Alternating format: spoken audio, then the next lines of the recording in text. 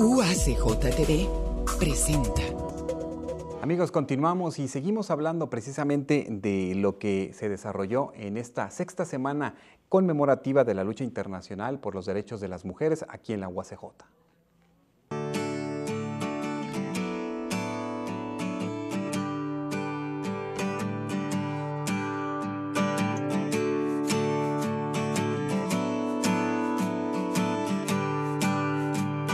Cuando las mujeres de todos los continentes, a menudo separadas por fronteras geográficas y diferencias étnicas, lingüísticas, culturales, económicas y políticas, se unen para conmemorar un día, pueden contemplar precisamente la tradición de no menos de 90 años de lucha en pro de la igualdad, la justicia, la paz y el desarrollo. El día de hoy vamos a estar hablando precisamente en el marco de esta sexta semana conmemorativa de la lucha internacional por los derechos de las mujeres. Voy a presentar a quienes nos acompañan el día de hoy. Le damos la bienvenida a la doctora Alicia Moreno, profesora investigadora aquí en la UACJ. ¿Qué tal, doctora? Bienvenida. Buenas tardes. Buenas tardes. Y la doctora Clara Eugenia Rojas, también profesora investigadora aquí en la UACJ. Bienvenida, doctora. Muchas gracias, Armando, por la invitación. También nos acompaña Sofía Carvajal, de la Maestría en Estudios Interdisciplinarios de Género. ¿Qué tal, Sofía? Bienvenida. Gracias, buenos días. Pues, ¿qué tal? ¿Cómo se ha desarrollado esta semana? Ustedes han estado participando tanto en los foros, en los paneles, en las conferencias. Y bueno, doctora Moreno, usted tuvo una participación en una conferencia con una temática muy interesante porque aborda la violencia de género y la plantea también como una necesidad de buscar resoluciones desde la salud pública. Sí, de hecho nos pareció muy importante darle ese énfasis porque bueno, así se ha visto también la violencia no solamente como un problema de políticas o un problema de conducta, sino es un problema de salud pública desde los organismos internacionales. Y pues muy particularmente nos interesa poderlo trabajar aquí en la frontera, aquí en la ciudad donde hemos tenido tantos problemas de violencia y de poder, de violencia de género, pues como eso, como un problema de salud pública. Cuando hablamos de violencia de género, nuevamente me gustaría que nos refiriera, nos encuadrara para nuestros amigos que nos ven y vayamos precisamente educándonos en este nuevo lenguaje que tenemos que conocer. ¿Cómo la podemos entender? Bueno, la violencia de género se denomina así cuando esta es ejercida sobre una persona específicamente por el hecho de su género, por el hecho de ser diferente. Normalmente nos referimos a violencia de género cuando se trata de violencia contra las mujeres, por el hecho de ser mujeres. Pero tiene que ver con los roles, con cómo uno se comporta, con qué herramientas de poder o de empoderamiento o qué estrategias tiene uno también para relacionarse y pues para defender sus derechos también. Y precisamente en ese sentido, usted habló de las percepciones e incidencias del poder de la violencia de género en la sociedad mexicana. Háblenos un poco sobre qué encontramos como características o elementos que están en nuestra cultura y que propician que precisamente se dé esta violencia de género. Yo creo que es una temática muy compleja, muy difícil de abordar. Y una de las intenciones que tenemos es poderla abordar multidimensionalmente. No sabemos qué es primero, si el gallo o la gallina, pero se dan de una manera retroalimentadora, ¿no? Cuando nosotros observamos violencia intrafamiliar, por ejemplo, violencia conyugal es la violencia que ejerce normalmente el hombre sobre la mujer, y bueno, hay siempre ese sometimiento hacia la mujer. Entonces, este modelo o es imitado o es modelado. ¿Sí? Así enseñamos a nuestras personas, a nuestros hijos a comportarse, pero también son modelos que nosotros los podemos aprender de las instituciones, ¿sí? Cómo se ejerce el poder en las otras instituciones, desde los gobiernos, desde hasta organismos sociales, en fin. El poder del jefe, el poder de los compañeros, el poder del hombre.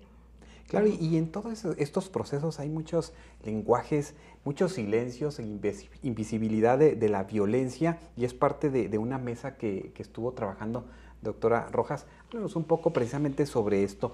A veces quizás no nos damos cuenta pero se está generando violencia tanto para un género como para otro, y a veces son cosas y detalles y momentos que quizás después van aumentando y pueden llevar a cuestiones muy trágicas.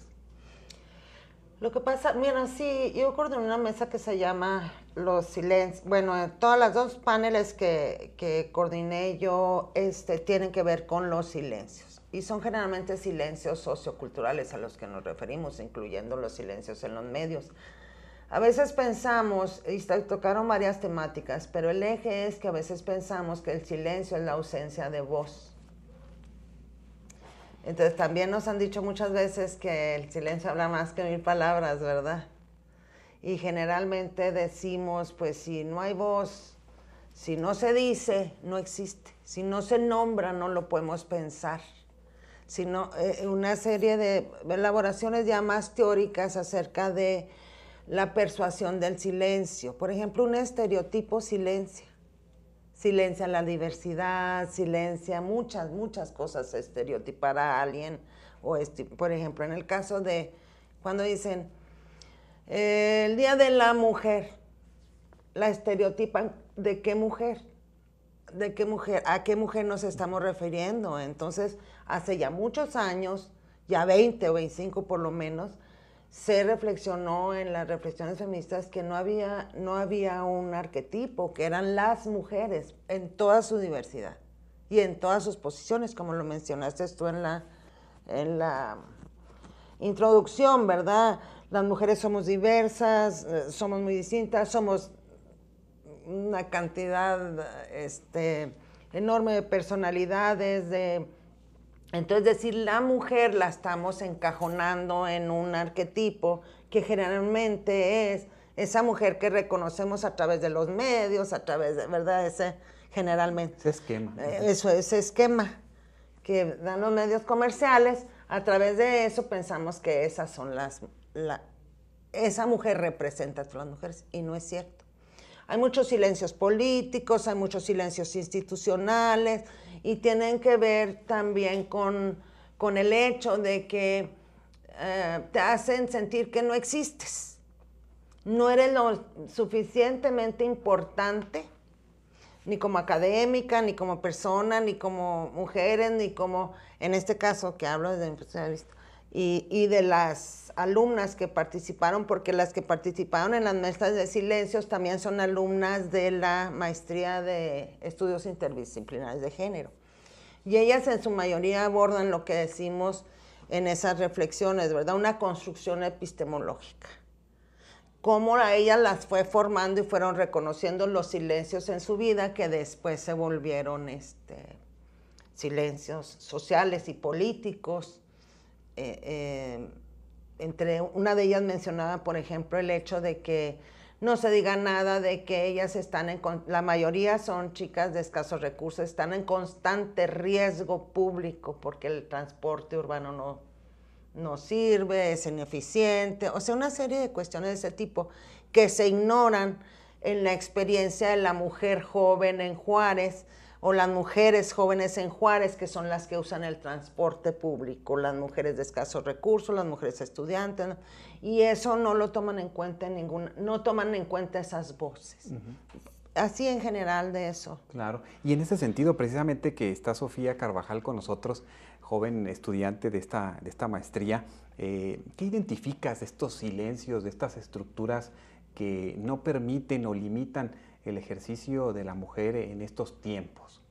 Bueno, precisamente estuvimos con madres y familiares con hijas desaparecidas, y en sus reflexiones y en sus demandas, ellas apuestan porque se visibilicen las desapariciones y los feminicidios. Hacen una denuncia y hacen un recuento de la memoria cuando dicen que la injusticia no es leyenda, los feminicidios no son leyenda. Estas instituciones, las autoridades, quieren callar estas voces, borrar la memoria, pero pues ellas están por recuperarlo y por volver a alzar las voces pues de las que no están, que son sus hijas. ¿Qué te dice a ti, por ejemplo, ahora que portas esta playera de Liliana Alejandra García? ¿Qué conociste de su vida, de su familia, porque portarla y traerla puesta no solamente es quizás por esta conmemoración, pero para ti, ¿qué te ha significado? Bueno, pues para mí es precisamente, yo conocí a la hermana de Lilia, que es la señora Malún, que también está en la búsqueda de justicia, porque ya es feminicidio, y pues para mí es recordar la memoria, precisamente rescatar la memoria, seguir exigiendo justicia por Lilia y por todas las que han quedado impunes sus casos.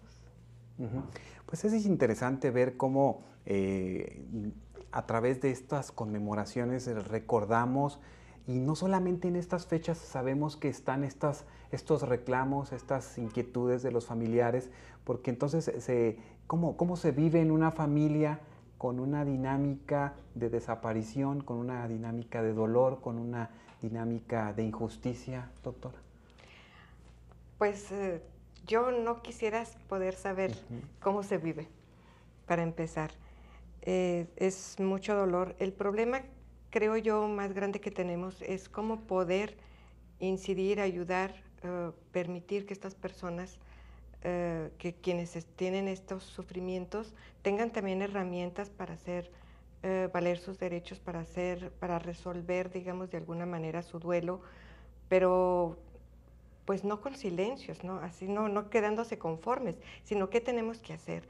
Y bueno, una de las cosas que nosotros vemos es que nos hace falta justamente conocer esos mecanismos de poder para que puedan sobreponerse a las limitantes para conseguir esa justicia y reivindicar también sus Y pues derechos. interesante saber que todas estas mujeres, todas estas familias, ahora muchos pequeños que no tienen a sus madres, que han desaparecido, viven todo un proceso intenso, fuerte, que no han cerrado.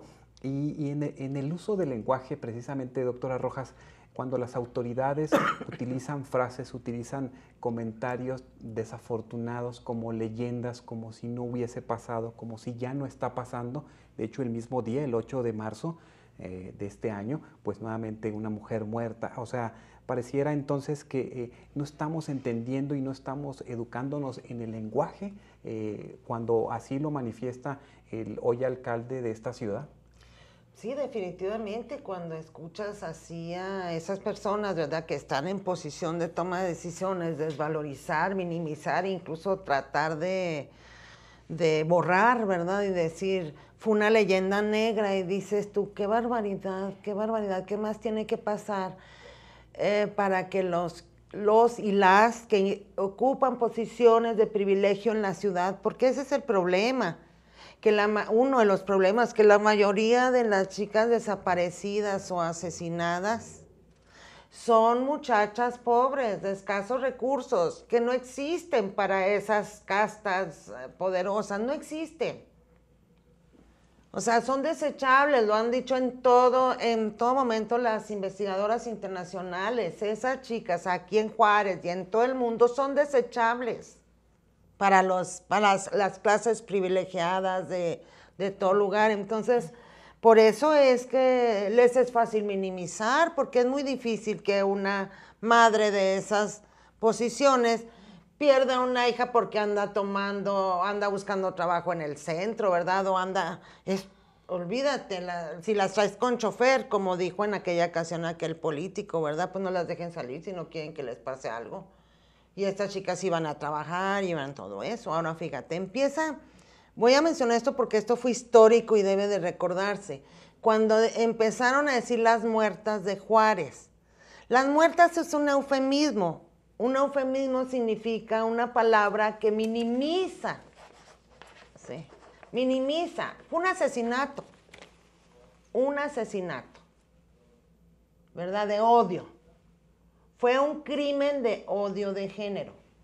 Entonces, el estar nosotras constantemente, como acá en mi casa en los foros, aclarando, no son muertas, no murieron de un resfrío, las asesinaron. Y tenemos que usar esa palabra, es fuerte y lo que sea, pero esa es la palabra. Las asesinadas de Juárez, porque se fijan, el hecho de decir las muertas de Juárez, pues murieron de una pulmonía. o murieron de un resfrío, no. Entonces el lenguaje tiene implicaciones políticas, sociales, de todo tipo, el uso del lenguaje. Pero a quien no le importa, pues, ¿verdad? ¿Qué le parece, doctora, si escuchamos precisamente, no sé si lo podríamos correr, el Vox Populi que tenemos precisamente con universitarias que nos hablan precisamente sobre qué es ser mujer en estos tiempos, cuáles son estos pendientes que se tienen para con ellas y regresamos para seguir charlando en este marco de la Semana Conmemorativa de la Lucha Internacional por los Derechos de las Mujeres.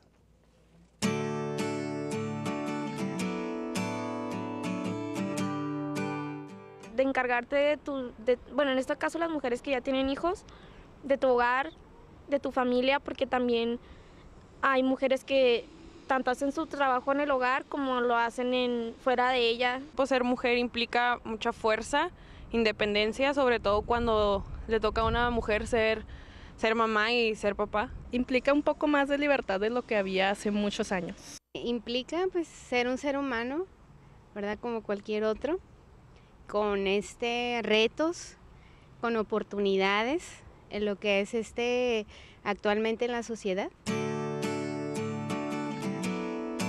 Más oportunidades de empleo porque en algunos como requisito de ser sexo masculino y desde ese momento están excluyendo pues a la mujer. Que no es tomada en cuenta en muchas cosas, en cosas importantes o en puestos importantes pues en el gobierno, en el municipio o así. Yo creo que le dan muchas cosas y nadie lo puede ver. Hay muchos beneficios que le dan a las mujeres y muchas no los aprovechan y por eso creen que no son dados. No las anuncian como deberían, entonces yo creo que realmente no le deben nada. Más oportunidades en diferentes puestos de trabajo. Desde el momento en el que estoy hablando de los trabajos, pues no hay igualdad de género porque pues sí se está excluyendo a la mujer en ese aspecto. Pues no, porque le hace falta a la mujer pues ser tomada en cuenta y ser respetada en muchos ámbitos. Carajo, no. Hace falta manejar un poquito más esto de la igualdad de género, pero creo que vamos avanzando en esa cuestión.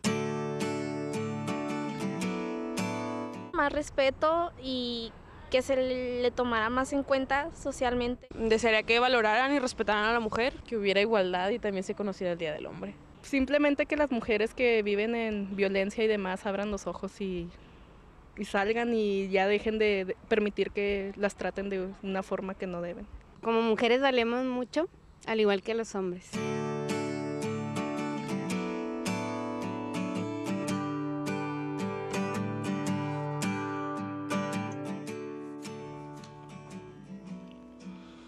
Bien, regresamos y pues estas reflexiones, estas opiniones de las universitarias son importantes, interesantes. ¿Y qué nos dice también toda esta forma de entendernos como sociedad, doctora Moreno? La crianza de como mexicanos hacia los hombres es violenta, por eso se genera estas situaciones como en nuestra región, no es privativa, obvio, de esta comunidad, pero ¿qué es lo que sucede en todo este proceso familiar? Mira, normalmente la familia es una institución que se encarga, entre otras cosas, de repetir los valores o de hacer valer los valores de esa comunidad. Y nosotros vivimos en una comunidad machista. Afortunadamente tenemos estudios que han caracterizado los diferentes tipos incluso de machismos y que son los que prevalecen cuando se trata de la crianza de los hijos. Entonces, son los valores de la familia mexicana, los valores tradicionales de la familia mexicana. Y si bien es cierto que en Juárez somos una comunidad bastante distinta al resto de las comunidades de nuestro país, curiosamente, ese bastante distinto no es muy afortunado en la mayoría de los casos. En muchos casos es todavía más violento. Tenemos datos, información de cosas que hemos levantado en investigaciones, en donde encontramos que las mujeres de la frontera somos mujeres muchísimo más libres, autónomas, con mayor toma de decisiones individuales que en el resto del país. Pero los hombres de aquí de la frontera son extraordinariamente más tradicionales con respecto a los valores de la familia mexicana, los valores negativos de la familia mexicana. ¿Qué sucede entonces? Bueno, pues que si una mujer en el seno de la familia o en su grupo familiar pretende ser más independiente, realizarse como persona, tomar sus decisiones, pues se enfrenta a esa fuerte imposición de los valores tradicionales que le dice: mujer, tu lugar es el hogar. Y aquí el hombre es el que manda. Los pantalones los llevo yo, dice. Entonces, pues nosotros podemos pensar que esa distancia tan grande en ese machismo y en ese tradicionalismo por parte de los hombres versus esa autonomía por parte de las mujeres, ya sea por necesidad física, económica o personal, como quieras, pues puede ser una explicación a tanta violencia intrafamiliar. ¿Cómo que tú te vas y quién te dio permiso? No, pues no necesito tu permiso, yo me voy a ir a trabajar. Golpes, ¿no? Te pego si te vas, pues pégame, pero me voy. Y pues ¿qué pasa, no? Viene a realizarse, a desarrollarse estos episodios de violencia que pues también los ven los hijos, que también los ven los más pequeños y que también se les inculcan. Entonces, finalmente no logramos, como mujeres también, no logramos terminar o no logramos conseguir que se cambien ese estado de cosas con respecto a las creencias. Sofía, entre los jóvenes, entre tus amigos, tus compañeros, tus compañeras, ¿qué has observado precisamente? Si estás observando estos cambios ahora que tú estás en esta maestría, ¿qué observas con el estudio, con las investigaciones que vas conociendo en ellas y profundizando? ¿Cómo estás observando a la juventud, a las personas que están en tu edad o más jóvenes? Bueno, yo coincido con la doctora Moreno. Efectivamente, seguimos viviendo en una sociedad patriarcal, en una sociedad machista. Sin embargo, veíamos un estudio del doctor Sergio Pacheco, quien nos da clase en la maestría, una clase de masculinidades, en donde hay diferencias significativas entre generaciones. El doctor estudió a los abuelos, los padres y los hijos, con respecto a las prácticas machistas, a su relación con las mujeres, y encuentra que a partir de la inserción del trabajo productivo de las mujeres, los hombres fueron cambiando los hombres adultos y jóvenes fueron cambiando sus percepciones y sus conductas con respecto a las mujeres. Hay indicios de que hay cambios, de que hay una mayor aceptación, hay una mayor inclusión de los hombres en el hogar. Sin embargo, bueno, como lo demuestra pues los sucesos violentos, los feminicidios, pues la violencia sigue, ¿no? Es como contradictorio, hay cambios, pero también hay muchos retrocesos. Doctora Rojas, entonces tendríamos que seguirle apostando ¿a qué? A los procesos educativos, a todas estas nuevas corrientes, cómo las compartimos, cómo las inculcamos en las nuevas generaciones. Sí, yo siempre le he apostado a la educación. Bueno, y partiendo de lo otro, en la educación y mis objetivos en la educación casi siempre están centrados en que veamos, ¿verdad?, la violencia del lenguaje. Porque el lenguaje es político, es una institución social. El lenguaje no es nada más un acto de habla. A través del lenguaje corporal, ¿verdad?, de todo tipo de lenguaje, aprendemos a amenazar, intimidar, es que es increíblemente complejo y funciona mucho, por ejemplo, que en las familias, y eso se nos queda, como dice la doctora, en la familia mexicana si algo es profundamente silenciosa en cuanto a la violencia, porque te dice, no digas, porque te va peor. Y si dices, te va peor. Entonces vas construyendo una cultura del silencio. Somos ruidosos y boloteros, ¿verdad? Y claro, ese rollo. Pero la cultura del silencio en las familias mexicanas es muy profunda. Tanto que cuando tú entras al kinder, te vuelven a decir, usted no diga nada porque le va peor. Y estamos viejos y todavía a mí me dicen, pues si dices, te va a ir peor.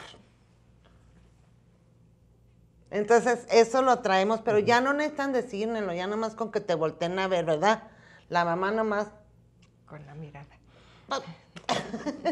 Porque ya está, es parte de nuestra cultura, pero hay, sí, esos silencios nos han afectado mucho. Esos son los silencios que a mí me interesa explorar, porque de qué manera nos han afectado como sociedad, el no sentirnos autónomos y libres para expresarnos. Uno de los movimientos, precisamente, de los logros que hizo la reflexión feminista fue sacar mucha de esa violencia a luz pública y volverla delito, como era el caso del incesto, que era un total silencio hacia niños, hacia las niñas, pues con más ganas hacia los niños. Porque los niños menos podían decir algo porque se cuestionaba su masculinidad. A la niña la descalifica, pues ella lo provocó al viejo, fíjense, pero bueno, ella lo provocó y esto y lo otro y aquello, pero al niño era todavía más reprimido, para no decir nada, quedarse callado, porque como se quedaba en entredicho su masculinidad de verdad heterosexual o lo que fuera en esta sociedad, ese es uno de los más profundos silencios, Armando, que han permitido una serie de injusticias en nuestra sociedad. Esa es una de mis tesis, ¿verdad? Pues eso es muy interesante y yo quiero agradecerles este tiempo que se dieron para acompañarnos en este espacio. Doctora Cedillo, pues doctora Moreno, muchas gracias por acompañarnos, por estar con nosotros. Pues muchas gracias por la invitación. Moreno Cedillo. Moreno Cedillo. Ah, mire, ya muy bien, sí, me acordé. Sí. Doctora Rojas, muchas gracias por acompañarnos también. A ti, Armando, ¿Sí? por invitarme. Gracias. Sofía, muchas gracias por estar con nosotros. Gracias. Amigos, con esto finalizamos el espacio del día de hoy. Muchas gracias por vernos. Les esperamos en nuestra próxima emisión. Continúen aquí en la programación de UACJ TV.